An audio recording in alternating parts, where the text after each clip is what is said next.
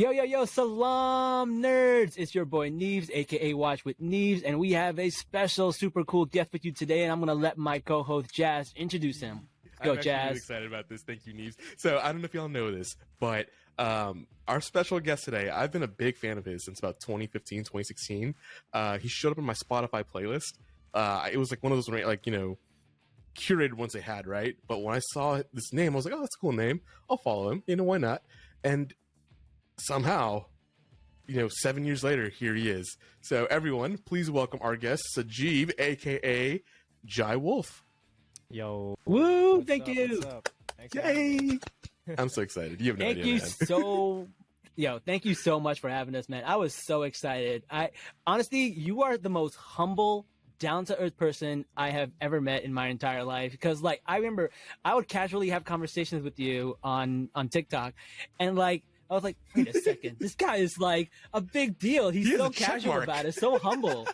Yeah, it's so funny. It's funny because, TikTok for me is kind of this like, I've been watching for the last 2 years, and I just started posting like last year. And then as my FYP got more tailored towards like Marvel and Star Wars and like nerd stuff, like I found random people that were posting interesting content. And, for me, like, I don't mind engaging with people who are posting about things that I'm interested in. So naturally, that's how I found your TikTok. And then that's how we started, like, kind of just engaging with each other online. And yeah, I wasn't really posting any of my music stuff. And like, I was the type of person who kind of got into music pre-TikTok. So the way I use TikTok is kind of different from the way like kids use TikTok to promote their music and stuff. Not that I'm like necessarily against it, but right now I'm sort of in this like, figuring out what I'd like to do with the platform, grow the platform, whatever. I'm just having fun with it at the end of the day. But I'm very much like a silent observer, and like I like seeing what other people are doing and what other people are doing and engaging with their content and stuff like that. You stalker. Yeah, yeah, just like quietly in the shadows, just watching everyone. Not unlike the Batman. Yeah, exactly. Yeah, I'm just. He's like, I am the shadows. Yo, Neves, look, if you put a Batman mask on him, he has to look for it. I can see that, man. I can see that. Damn, he got the jaw. Like, yeah, I'm trying. Batman I'm trying. No, man, it's awesome. So, how did you get into your field and like what you're doing? Because it's amazing. I would like to know a little bit about your story. Well, basically, long story short, like Bangladeshi people, Bengali people, there's such a strong emphasis on the arts and culture, and that's kind of going side by side with the emphasis of doing well in school and getting good grades and all that. So my whole life, I played violin growing up since I was 5, and my mom was very musical. Both my parents are physicists. My dad has a PhD in physics, and they work in the physics field. So, I was like encouraged to be very math and science oriented growing up, but at the same time, I was in like orchestra and stuff like that. And then at a certain point, I was like, I wasn't feeling satisfied playing music that was written. I wanted to write music. So that's kind of how I started producing. And one of the reasons why I started working on music by myself was because I wanted to like start a band, but none of my friends were into the same music that I was into. Not that my taste was super eclectic or anything, but I couldn't find fellow band members. Because of that lack, that kind of forced me to learn how to like program drums, play bass, learn guitar, all that stuff. Because when you write a song, you're writing like all the parts basically as in a producer role. Fast forward 10 years and here we are basically. Like that's how I started producing music essentially. Hold up. You said 10 years? Yeah, so I'm 30 and I started producing music, writing music at 17. It was like my senior year of high school. So actually more than 10 years. It's been 13 years. It just flew by. So, dude, I've listened to you since like 2016, which means there's like 6 years of content there we haven't heard. Do you have anything special you can share with us right now? Because that would be amazing. Man. I have a lot of like shitty demos. Like JaiWolf, I started in 2014, and so that was like 7 years after I had or whatever, 6 years after we started writing music. Let's go all the way back. Let's see what you got. Like, I'm curious. What I will say is I do have a secret YouTube channel. That's not really a secret, but if you can find it, you can find like guitar covers, violin covers, stuff like that. That exists. It's actually for the public to see. I probably have like 100 videos on there. And the first Jazz is gonna be on a quest. He's gonna find it. Jazz will find it. Yeah, but yeah, it's like trial and error, man. Like what I'm doing now wasn't like overnight. There was a long journey to where I'm at right now. I love that, and I love that. Like I want to see more people in this space that look like us and reflect us. Yeah, of course. Representation is so important, and I'm really really glad that you're here and you can be that outlet. Because somewhere out there's going to be a young Bengali kid or a young Indian kid or a young Pakistani kid who's going to look at you and say, "Oh man, I think I can do this," and that's going to be because of you, and that's an awesome thing. I hope so, man. I mean, that's the type of stuff I wish I had growing up. We didn't really have things like that. Most we got was like maybe in Hollywood, you'd see like a random brown dude. Yeah, exactly, right? Yeah, and like luckily, like like your concerts and everything are super cool and they're amazing, and we even got Shake posting about it. I saw your little interaction with Shake, man. What's your thing about that? How do you feel about little reality show villain crossover? It was crazy because me and my friends were all watching this show, and I'm gonna have to admit, I only saw a few episodes, but I feel like I got the main takeaways from TikTok. Oh, you did. Everyone posted like the absolute most horrid clips on TikTok. That's what I saw. But I saw like the first 3 episodes, and then I saw a little bit of the finale when it aired. But yeah, basically what was happening is like everyone was talking about this guy. He's like being an asshole on the show. And my group chat, I sent them his Instagram. I was like, oh, I found his Instagram. Look at him being a DJ and all this stuff, because he mentions being a DJ on the show. Right. And it was funny because I actually didn't find the post, but my friend did, because he did a bit more detective work than I was doing. I just kind of skimmed through his Instagram, and he's like, dude, he was at Sundara. And Sundara is this festival that my friends, they go by Odessa. Odessa throws this festival in Mexico. And it was the debut festival in 2019, and we got to play there. It was like super fun, and we literally go through his post. His first post on the carousel is him at the festival, and then I keep swiping, and then one of the videos was at my set, which was just mind blowing. And like it's like this pool party, and I was just doing like a DJ set, and like just very flabbergasted that like we, I guess, crossed paths at this like festival, and just like surreal. And then I actually went into our messages to see if he had ever tagged me, and he actually saw me twice that year. He saw me once at Sundara, and then he saw me 6 months later at a festival called North Coast in Chicago, where he's from. That's where most of those cast members are in Chicago. It's funny because I'm actually playing North Coast this year again, and I was like, should I like hit up Deepthi or something and be like, make this like a full circle moment? Never know. Like, I feel like that would do it. You know how mad he would get if Deepthi gets invited and he doesn't have a DJ. I'll slide into her DMs and see if she's down. It would be just very friendly, Like, I'd love to meet her and just like, yeah, it'd be great. Listen, I have a connection. I might be able to make this happen. Let me work on this. That would be incredible. Okay. Neebs, we're booking tickets, right? Oh yeah, I'm booking tickets, bro. Where you guys based, by the way? I'm from Jersey, so I'm a good old Jersey boy. Cool. I'm from New York. Yeah. I'm Brooklyn. Nice. Yeah. Oh, so you're like right next to each other. Yeah. What about you, Jazz? I'm from Houston. Houston, cool. Cool. I was actually living in Austin for a little bit during the pandemic. Ooh, fun. Yeah, I was living there for 9 months. Yeah. Dude, that's awesome. I didn't know you were in Brooklyn. Let's go get some like BK Johnny burgers or something together. Dude, I would be down, man. I would be down. Oh man, that's awesome. No, that's super cool. And I love, like, I definitely have to go to a concert soon, because my brother actually went to your concert in Brooklyn the day before his wedding with his fiance. Last year? Yeah, last year. Yeah, it was a fun show. Yeah, at the Mirage. Yeah. He was like, he literally he left us to take care of all his shit while he and the girl went to go see you. That's kind of sick. That's shout outs to your brother one time. Yeah. Him and his buddy Himanshu, they love you. Oh, nice. When they found out that you were going to be on my podcast, they were freaking out. This is a different Himanshu, not like Das Racist Himanshu. No, a different one. Okay.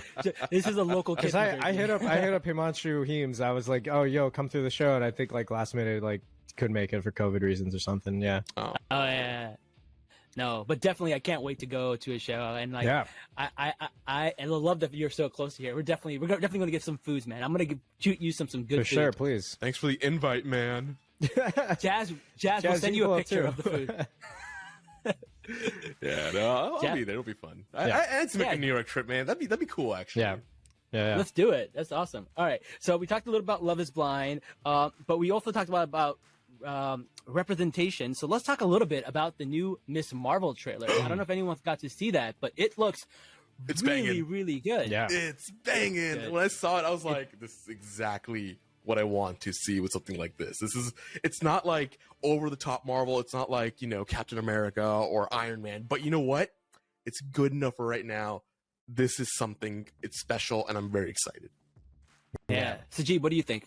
I'm super stoked. I'm a big like Marvel head, like specifically the MCU. Like I know okay, it's really funny because I feel like over the last few years I did not realize that liking the MCU has almost become so insanely mainstream and borderline basic. Yeah. Like and I was just so sucked into this world that I kind of just didn't realize it because I saw Iron Man in theaters. I've seen almost every single MCU movie in theaters, and for me what I love the most is that the lore and the consistency has been the lore has been consistent for like 10 years basically. Like if you remember the X-Men movies, the timelines are all skewed, there's always like continuity errors, and I feel like the MCU has done such a great job like not having that many continuity errors, if any at all, and it's just so well done. And for me, it's like the perfect movies that you can just turn your brain off and enjoy. But beyond that, if you're like tapped in as a fan, you have all this great lore. So with all this like Disney Plus stuff, like I loved all the shows that came out last year. Like Loki was my favorite. They're not like perfect. Like Hawkeye was kind of a little shaky. I wasn't really feeling that one. I agree. But I completely agree with that statement, man. The strength, each show has their strengths. Like even with Hawkeye, like I loved Kate Bishop. I loved Haley Steinfeld. I loved Yelena showing up. Spoilers if you haven't seen it, but it's been out for like a few months. Yeah, at this point, it's been out. You're fine. But like I like how they have these tie-ins and how it kind of sets up future projects. So even with Miss Marvel, like she's going to appear in the Marvels, like the Captain Marvel like sequel, and then obviously just like having this contained story happening in New Jersey with young South Asian women, like that's incredible. Like to see that come to life. It's things that you would never have thought would have happened like 15 years ago, 20 years ago growing up. Massive deal. Like I can't believe that for our generation, I assume you guys are like millennials like me, like we had Apu on The Simpsons, which wasn't the best kind of like thing out there. And then anytime there'd be a brown guy on TV, they'd be kind of like creepy or just like have an accent or be a terrorist or stuff like that. You wouldn't really see well-rounded characters with good storylines given to them and treated as if they were like just any other like white character having like a normal story. Like exactly the most I got the first time I ever felt excited was when I saw Aziz on Scrubs. Yeah, he's in the final season of Scrubs. That's right. And like I was just like so flabbergasted that like, oh, there's like a funny guy on TV. And then I remember that fall or that spring they had promo for Parks and Rec season 1. And I was like, yes, that's the guy from Scrubs. He's in his own TV show. Granted, they did name him Tom Haverford, which I'm like, which they explained in the show. Of white names. One episode, he's like, oh, I picked Tom Haverford because if I knew Obama was elected, I wouldn't have changed his real name. They mention it. It's like an Easter egg in like season 2 or something. But anyways, it's a big deal. I'm super stoked for the show, and like there's always going to be.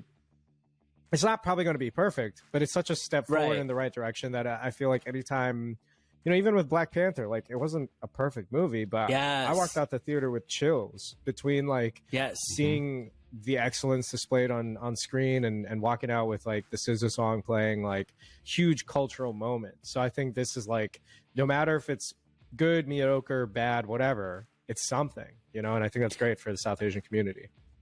I don't think people realize, because like for us, we live in, you know, Houston, New York, New Jersey, like we see a lot of people, but for a lot of people, this might be the first time they ever see a Muslim and learn about our culture. And it's so important that they do it right, that they have the right people behind the camera, they have the right people writing the show, and they have like Muslim women writing the show, they got Muslim directors on the show, and I am so excited. And like, yes, there's going to be a few hit and misses, but like we can't throw out the baby with the bathwater, because there's so much cultural significance in this show, and we really need to celebrate it. And like that's what I'm doing with my TikToks, right? I'm making sure that people know what the cool parts of it is. And I know people are not super stoked about her changing her powers, maybe changing her origins. See, I don't even those are whatever. Like, I don't even like. I know I'm not a comic guy, and I was reading about how she has the whole embiggen thing, and but they didn't want to make it seem close to Mr. Fantastic and all that stuff. But I was like, who cares? Like, it's such a small detail. Like, I'm hoping that they still give her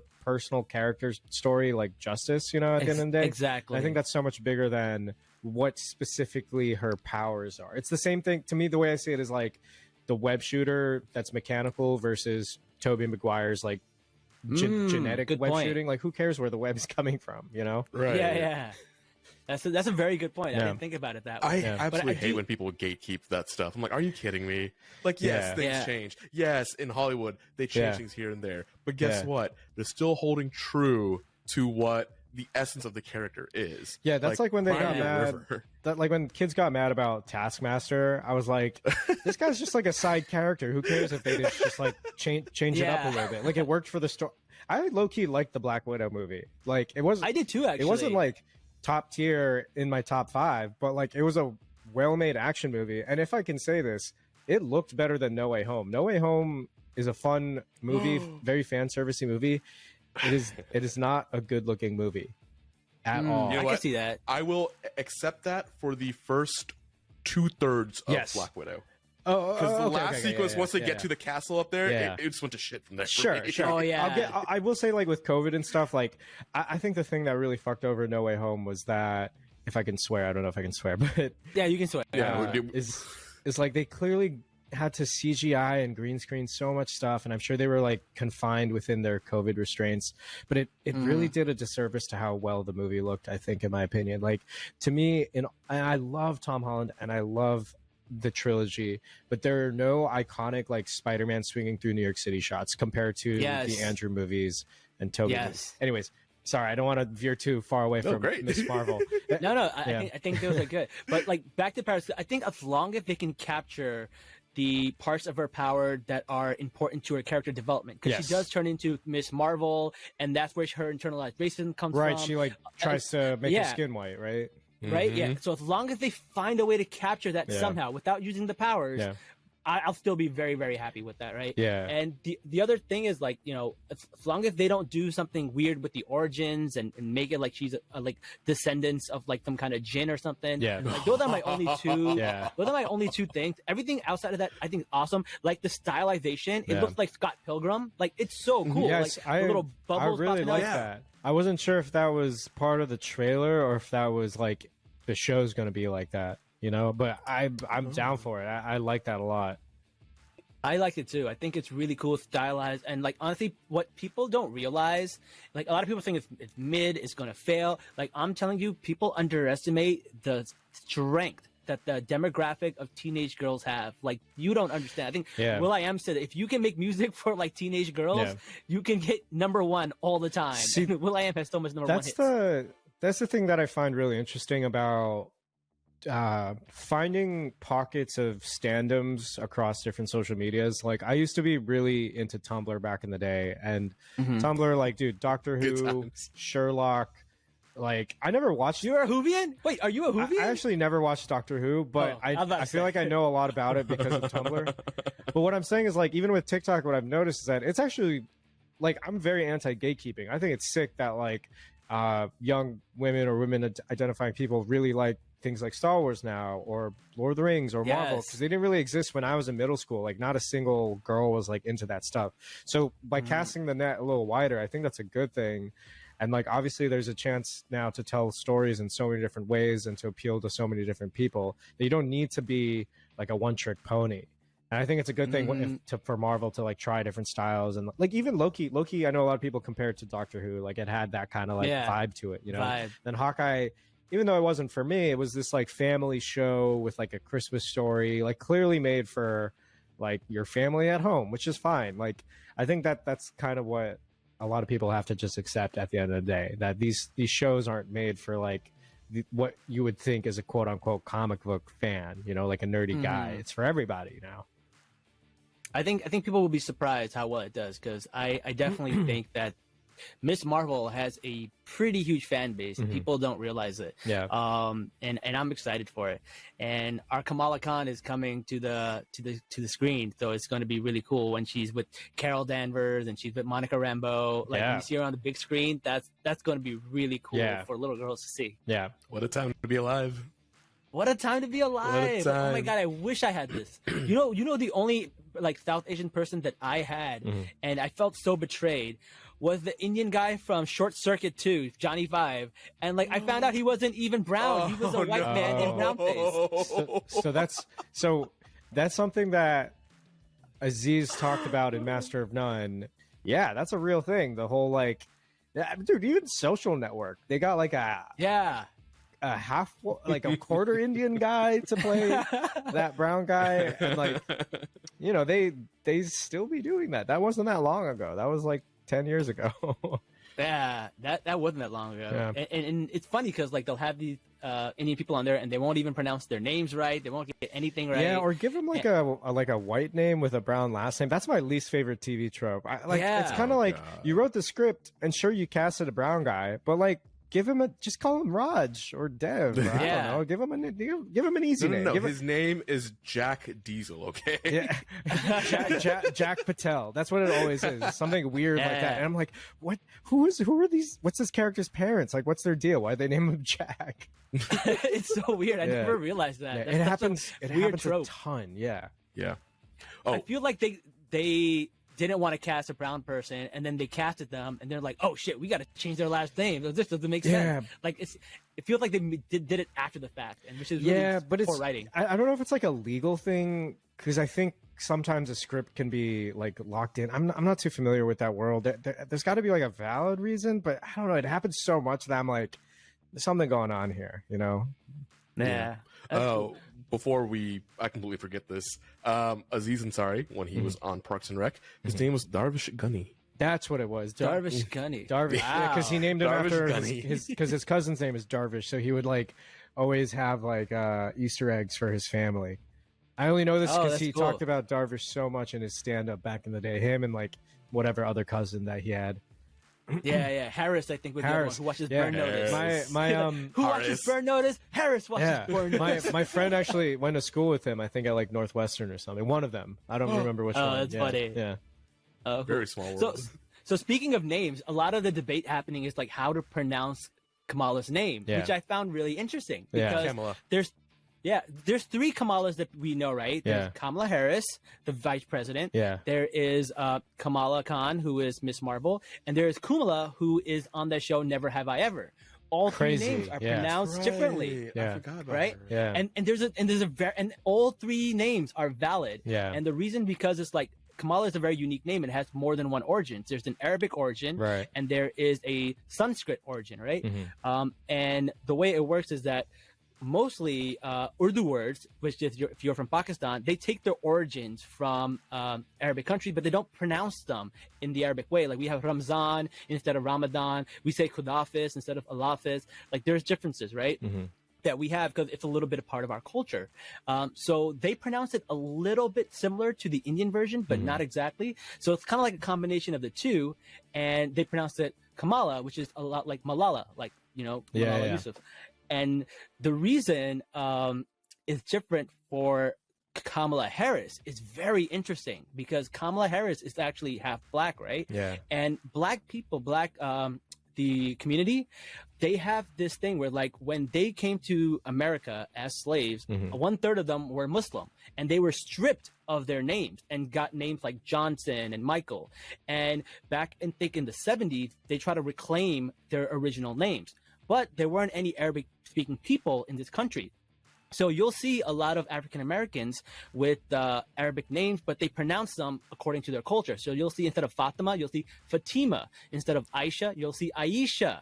So like Black people have their own culture with these names. So that's why Kamala Harris's name, she likes to go by that name because I guess she identifies with her Black culture. And it's really interesting because there's so many Muslim names, like Tariq is Tariq, Malik, Malik. Right. There's so many Black what you call it, people with Muslim names, and they have their own way of pronouncing it, and that's perfectly fine. They have the right to pronounce their names that way, just like Pakistani people have the right to pronounce Kamala like this. That's so interesting because I thought that Kamala is like the ethnic way of saying it, and Kamala is like the Western way of saying it. And I only say this based on my mom's name because my mom's name is Shamali. Like, if you think of it rhythmically, it's da-da-da, right? So Kamala. But in America, what Western people call her Shamali. Da-da-da, da-da-da, like that. So like Kamala. Yeah, so and it's interesting because even with like Malik and Malik it has that skippiness to it, but Malik is split up. So that's why I was kind of surprised that like I'm watching this trailer and then the white girl's like Kamala, like da da da. I'm like, yeah, that's right. And then she corrects it, and I was like so confused by it. So in Pakistan, it really is Kamala, really? Yeah. Even with the skip? Yeah. Because interesting. I did not know that. Yeah, it's very interesting, and it's not a super popular name in Pakistan, but I have seen a few people with that name, and it's really just like similar to Malala, and that's the easiest way to memorize it. But all three versions are correct. You just got to take in context of the culture they're from. That's crazy. This is gonna give so many people a field day because we have two. Well, we'll now have two pop culture icons with the same name but two different pronunciations. Yeah. Also, I don't know if I'm right about this, but I think even in India there might be different pronunciations. Because I think South Indians might even pronounce it a different way than North Indians. So even within the country, there could be different pronunciations. On Never Have I Ever, is it spelled the same way? Because you said Kumala. Yeah, it's spelled the same way. Really, with an A? Yeah, really? It's spelled with a K. Yeah, like a K-A? Yep. Kumala? Yeah. Oh my god. And I think because wow. It's not doing anyone any favors by doing this. It's very interesting, and I think it's cool to talk about. But every single way is fine to do it as long as you know the context of like where they come from. You know what? White people have this too because there's Megan, but you'll meet someone that goes by Megan. Like they exist too. Yeah. What? So, I've never heard that. There are Megans out there. Yeah. There are Megans. That's cool. Megan like vegan. Well, speaking of what's out there, let's talk about a little bit about someone who's out there in the shadows. And I don't know if you guys got a chance to watch The Batman yet, but what did you guys think about the movie? Hang on. Let's put a spoiler warning right here so people can stop before we actually dive into it. So I have a funny story about the Batman and with spoilers, actually. I am one of the most spoiler phobic people ever. My friends know this about me. I need to see major movies like on that Thursday night, No Way Home. Yes. I got COVID from No Way Home. I got COVID from... You got Omicron. Oh no. I got Omicron December 16th, and I was sick like 2 days later. Hey, that's my birthday. Nice, happy birthday! You got Spider-Man came out the same day. But so I did this with every year, man. It's great. I did this with Eternals. I was on tour last year, and like we were in Houston actually. And I woke up that morning and I went to go see Eternals first thing. But with the Batman, so I was in Phoenix last week for a show, and I had sound check at 10 a.m. And then I was like, I need to go see the Batman like right now. And then my show is at 8 p.m. So between and I had to time it. I was like, AMC said it was a 3-hour long movie, which I actually didn't know. And I was like, all right, it's 3 hours. Like, gotta be done by 5, get some dinner real quick, and then go do my show. And so I went with my friend Zach, who lives in Phoenix. I like texted him. I'm like, hey man, I'm like in town. Like, you want to come to the show? You want to go see Batman before the show? So I had a buddy, because originally I was going to go alone, and I realized my friend lived there. But dude, incredible. Like, I'm more of a Marvel stan than I am DC, and with all the the Snyderverse stuff. It's hard to kind of tap in, but I love the Dark Knight trilogy. I love Christopher Nolan's take, and I will say this one is like at the same level. It's so hard to compare though, because Agreed. I know they're two it is hard to different compare. interpretations. Like Yes. my one thing that I will say, and this is no flame to Nolan, because I'm a massive Nolan stan, Prestige, Interstellar, like I love Nolan. If you watch the Dark Knight movies, I think they feel a little vanilla. I think there's something about the way he shot the movies that feels not Gotham-y. Like, you know, I used to live in Pittsburgh. When I watch Dark Knight Rises, I'm like, that's Pittsburgh. You know, Batman Begins, everyone's like, that's Chicago, you know? Yeah. But what I loved about Matt Reeves is like the Gotham feels so real and like so not like anywhere in America, really. It's like this lived in stylized world.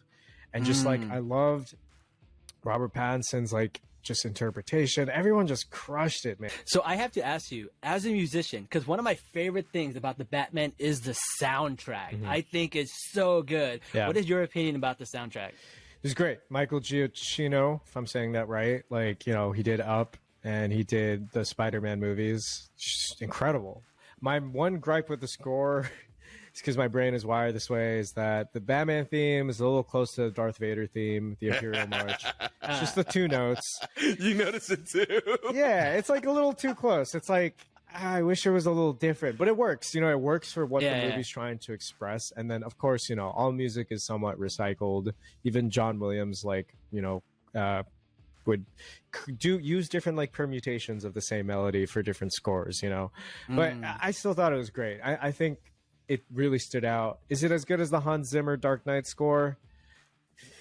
Ooh, that's a tough one. The Hans Zimmer one is like really, really, really good, you know? Okay.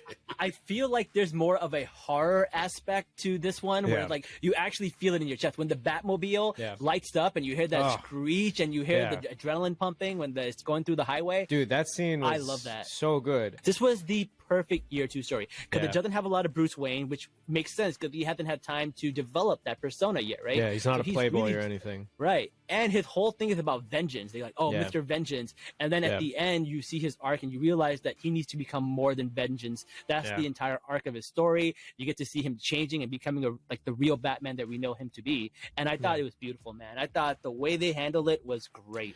They like, the movie tickled or itched scratched an itch that I was not getting from the MCU. Like, I love the MCU, but the MCU has this problem where they are a little too quippy these days. Everything has to be formula. It has to be everything. It's the MCU formula. Yeah, like everything has to be a joke, and like sometimes I'm like, dude, I want like some seriousness. I want some levity. Sometimes, like. My top favorite MCU movie is Winter Soldier. Winter Soldier is so good. Like as a movie, it just transcends the superhero genre. It's like a spy thriller. It's like so cool. And I feel like that's what Batman did really well, where it like transcended the superhero genre. It was just like a good detective crime thriller, basically. You know, You said the magic word. You said detective. Because that's what Batman is. Yeah. People keep forgetting he is primarily a detective. I played all the Arkham games, and those games are so good. Like so good. I replayed them during quarantine again. I ran through I did Asylum, City, and Night. And oh my god, those games are just like so perfect. They're dialed in between the combat, which is some of the best video game combat ever, and the detective stuff where you're like analyzing blood and like you use Batman's different lenses. Like some people don't like playing the puzzles in an action game. Like actually in the Spider-Man game, which is still a goated game, the puzzles are like not that fun. You're like Peter Parker in a lab going through samples with like Otto Octavius, and it's like really annoying puzzles. But with Batman, getting to do the detective stuff and like kind of the labyrinth style video game where you're like moving through a warehouse, but you have to use Batman's detective skills to figure out like how to go through like a vent or something like that, you know, or how to take down a group of enemies silently and stealthily. Yeah, so well done. So the Batman, the movie did reminded me of the video games basically. No, very true. Even his armor and stuff looks very like Arkham Knight-ish. It's super amazing. The only issue that I have with that movie is that I liked it a lot more the second time around. And that's because when I watch thrillers, I get anxiety. I get anxiety when I watch a thriller. And Yo, people are not meant to have anxiety for 3 hours. That's a lot of time to have anxiety.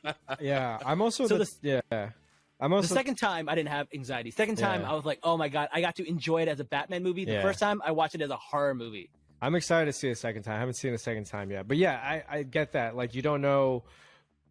The other thing is that with the pacing, like, I didn't mind that it was 3 hours. Yeah, it could have been 2.5. It could have been 2 for sure. But, you know, I'm the type of person who tries to really figure out, like, when does Act 1 end? When does Act 2 end? And all that stuff. But the movie just kind of kept going. It was like, oh, there's more. Oh, there's more. Just like, yeah, it kept going and going and going. But yeah, I feel that. I'm excited for the second watch and kind of now knowing what to expect and all that stuff. I'm actually a fan of the longer movies. I don't know why people always complain. Like, bro, I grew up with Bollywood movies. Like, we had intermissions, 5-hour movies. Yeah. Like, let's go. Okay, if it had an intermission, that'd be different. But I had to hold in my pee for 3 hours, man. This is Slurpee. This is something I think about a lot. Like, I enjoyed Dune. I enjoyed this movie. I do think we need to bring the intermission back. Yes, you know? And they would make more money because that people would go back and get in line and buy more food. Why aren't theaters doing it? It's true. Yeah, I think it's necessary. And then, like, I got a small bladder. I'm not gonna lie. During No Way Home, I have a funny story about that. I actually had to go pee during No Way Home, and I peed before. For anyone being like, "Why didn't you pee before, you buffoon?" I peed before.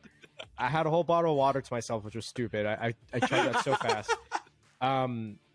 So what happened was, because I'm good at kind of understanding Act 1, Act 2, all that stuff, I was like, all right, so he fought the Green Goblin in like the Long Island City apartment complex. And then, you know, May gets hit, but then she gets up. I'm like, okay, she's alive. I'm going to go pee now. And I come back and she's like dying. And I'm like, so, but here's the thing. I would take that over if I waited another 5 minutes, because fucking Andrew Garfield shows up 5 minutes later in the Oh, true. Because I saw that movie twice. Even I saw it the second time in the midst of my COVID without realizing I had COVID. I was like feeling kind of funny, right? And I'm like I keep checking my phone to see like exactly how long the movie is and like when everything was happening. I was like, man, if I held my pee in for 5 more minutes, I would have missed the Andrew Garfield reveal. So I still think going during Aunt May's fake out death was perfectly fine. You know, that's good. Yeah, they're not pivotal moments or anything. You know, it's less important than Andrew Garfield. Yeah. I still got like, you know, the full experience of being in the theater opening night and seeing fucking Andrew Garfield show up. You know, that's true. That's what counts. Yeah. All right, man. Well, having Andrew show up is very similar to how we feel about you showing up to our podcast. So, I want to thank you for joining us. Yeah. And dude, you're killing it with the transitions, man. Yeah, you're like a pro at that. You did it a few times already. Like, that was very impressive. I'm getting into that host mode, man.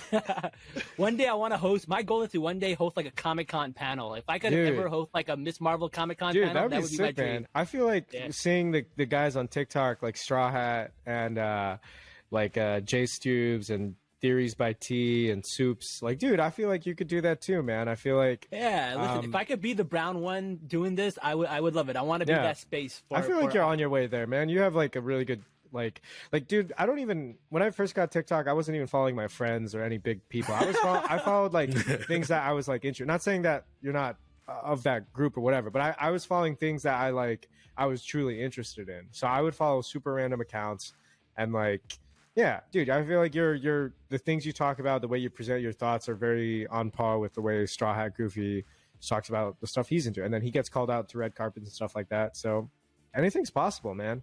Yeah, man. All you gotta do is watch an anime that's like 1,000+ episodes now. Sure. All right. Well, that's enough for our nerd culture episode. Please join us in the next episode where we will talk about The Bachelor, who Sajib does not watch The Bachelor. So watching him try to understand what's happening is going to be quite interesting. So join us for that episode. All right. Until then, see you guys next week. Salaam, nerds. Peace. Peace.